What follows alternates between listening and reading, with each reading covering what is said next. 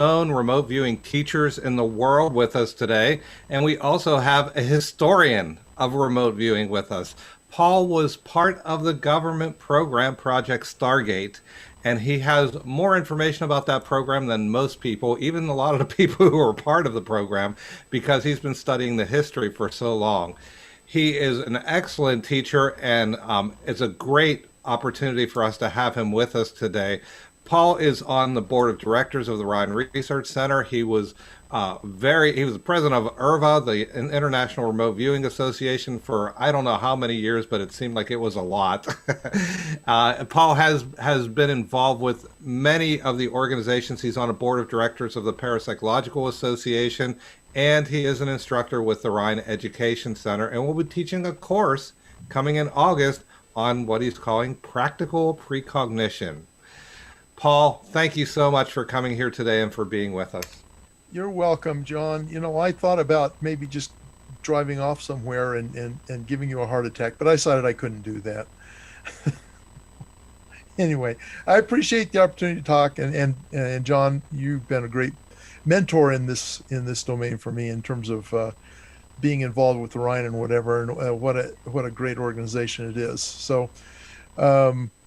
I appreciate this opportunity, and just to let you know, I'm gearing this talk towards, obviously, for people who don't really know a lot about remote viewing, for I guess you could say, entry-level folks. But that doesn't mean there isn't going to be material here that those of you who've been around for a long time won't find interesting. I think that there's something here for everybody. So let's start out. Remote viewing, and of course, right now, it doesn't work. Okay, there we go. Remote viewing, what it is. And there's, of course, a lot of things that you hear and see about remote viewing out there, particularly in the internet community. Hopefully, this will kind of give you a baseline from which to judge and understand this topic from. So, I'm going to start off with a story. It happened in Africa in March of 1979, specifically Zaire, which is currently one of the Congos, or maybe the Congo. Names tend to change in Central Africa from time to time. The Russians were missing an airplane. It so happened that the CIA had paid a Libyan pilot. The plane that was missing had been based in Libya, and they had paid a Libyan pilot to steal the airplane and fly it to some undisclosed location. I speculate it was probably South Africa. This was a Tu-22 bomber, but it had been outfitted as a reconnaissance aircraft, and it was loaded with high-tech and highly secret cryptological equipment, spy gear, all that kind of thing. Just the kind of juicy thing that the CIA would love to get their hands on. And of course, the Soviets were longing for the same thing, except in the other direction from us. But this time, there was some success. The pilot stole the plane, but he got cold feet. And somewhere over Africa, he bailed out and left the plane on autopilot. And when it ran out of gas, it crashed. The CIA knew roughly where it might have gone down within several thousand square miles, but they couldn't find it. Their satellites just weren't picking it up. We found out later because it went in kind of perpendicular into the ground, and it had gone into the triple canopy jungle. This is not the plane. This just shows you what it might look like there. And in fact, roughly maybe in the country of Zaire. You can see it's a pretty good sized place. So failing technical means of finding it, the CIA asked a remote viewer, essentially, a young Air Force enlisted woman, to use her ESP abilities. She was working with a gentleman named Dale Graff, some of you may know him, to try and locate the wreckage. They gave her a map of the entire continent of Africa and said, it's on here, it's in down here somewhere. And in the process, she went through whatever process was, and in the end, she drew a small circle on the ground that covered about 3 square miles. And the embassy sent in a special ops team to try and see if they could actually find it. And as they were going in, they met natives coming out carrying pieces of Tu-22 Soviet bomber. So the airplane was recovered. We don't know anything more about the story since then for obvious reasons. but we do know the plane was recovered. And in fact, this is going to be a bit of a, so they found the aircraft in the circle. I'm going to try something here. We'll see if the tech works. Jimmy Carter, former President Carter, who was president at the time, actually confirmed that this happened. And he remembered it a little vaguely, didn't have all the facts down exactly, but the bones of it are here. And this was about 20 years after the event. And he said this. The only strange and inexplicable event that has been discussed publicly is that one time we had a small plane go down somewhere in Africa. And we needed very much to find out where that plane had crashed. And we were not able to find it by surveillance from our satellites. Mm-hmm.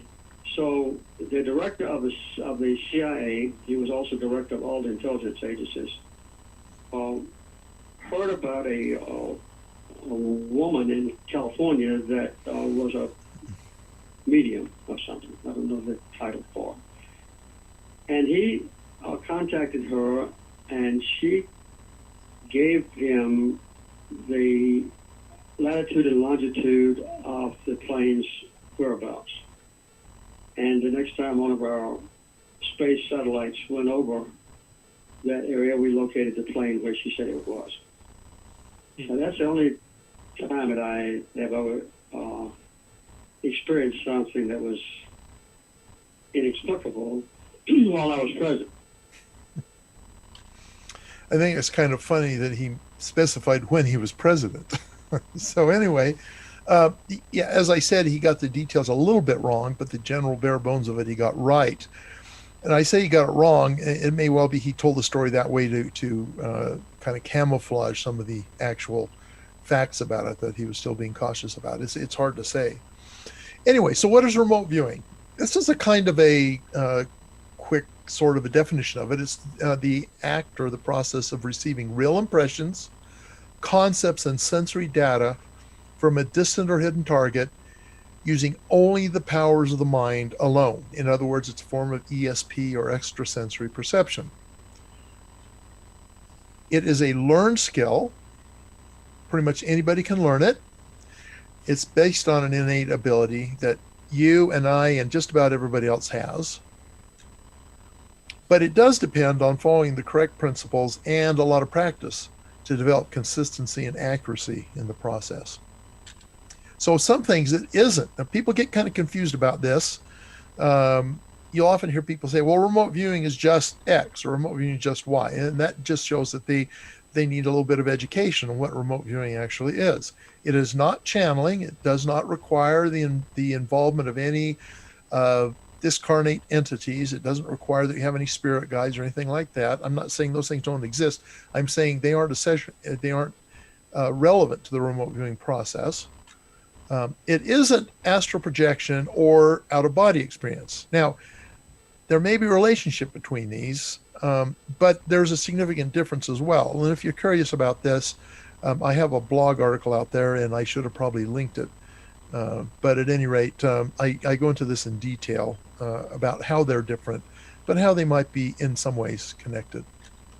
It is not, as I like to say, video in the head. This is kind of the Hollywood version of being psychic, and including remote viewing. It isn't like you have a video or a film spooling out in your head where you see everything just like you were seeing it kind of in real time.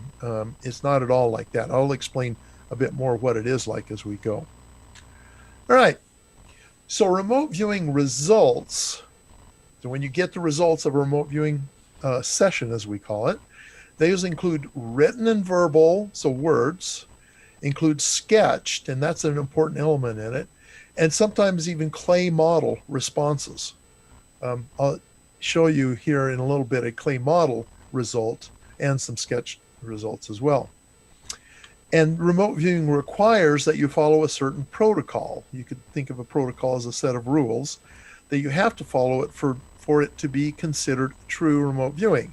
There's a lot of people out there that do what they call remote viewing, But if it doesn't follow this protocol, at least as the originators of remote viewing are concerned, it doesn't really count as pure remote viewing.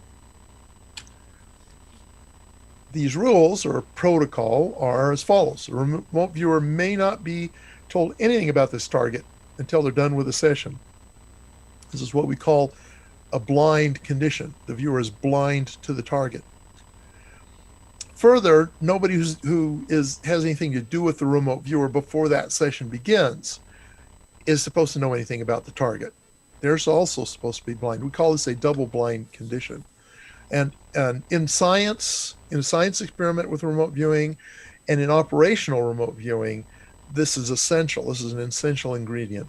When you're involved in training, sometimes it'll be single blind, particularly early on as the viewer's trying to learn the process, as the student is trying to learn the process. But for all the really significant kind of remote viewing events, it should be double blind, where neither the viewer nor anyone else they come in contact with should know anything about the target until after all the remote viewing process is over. The target data must be verifiable. I know, there's lots of folks out there who love, somebody's calling me, who love to remote view like UFOs or Bigfoot or whatever. And sure, I mean, it's a tool that can be useful to that.